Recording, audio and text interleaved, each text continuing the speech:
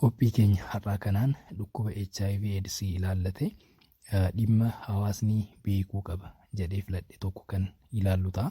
Kunis abbaa manaa fi haati manaa waliin jiraatan tokko bu'aan qorannoo HIV AIDS isaanii garaagarummaa qabaachuu danda'a.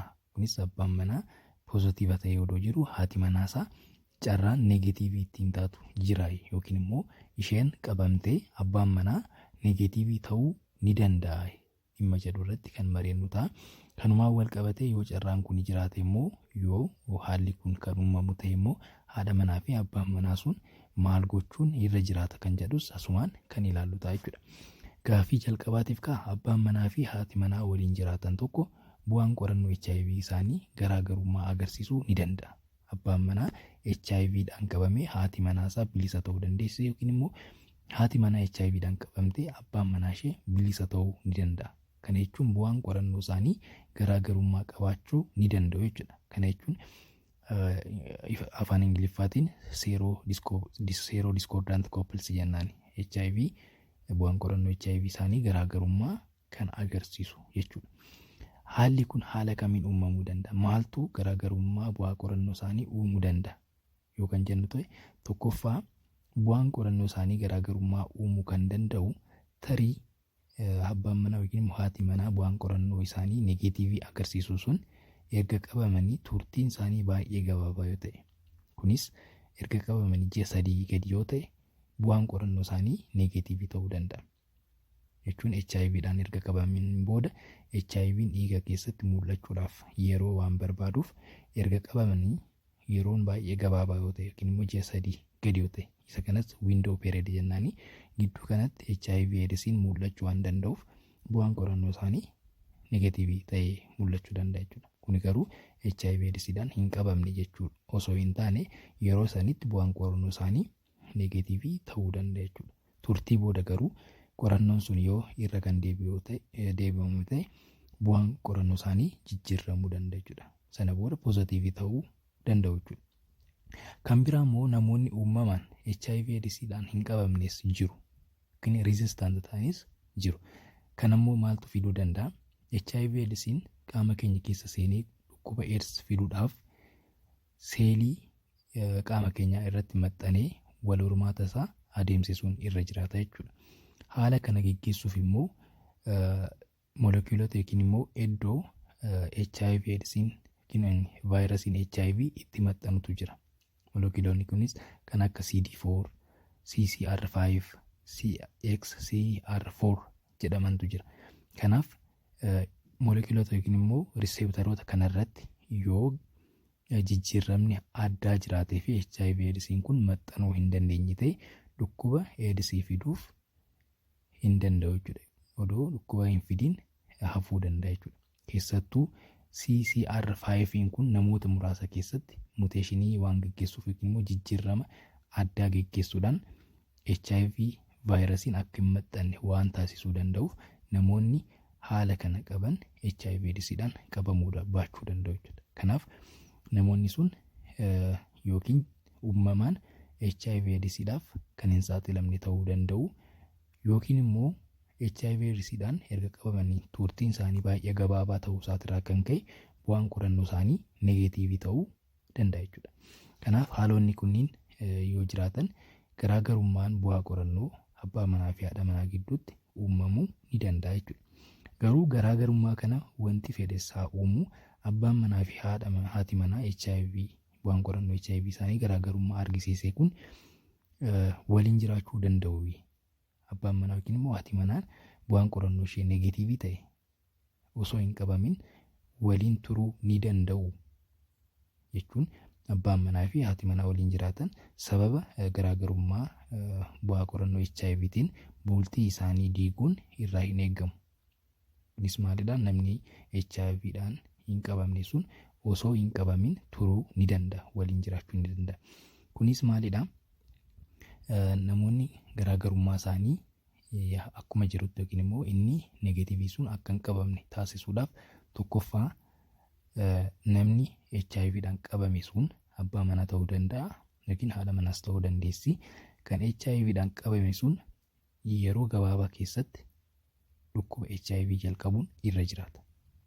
Kunis maaliifidha?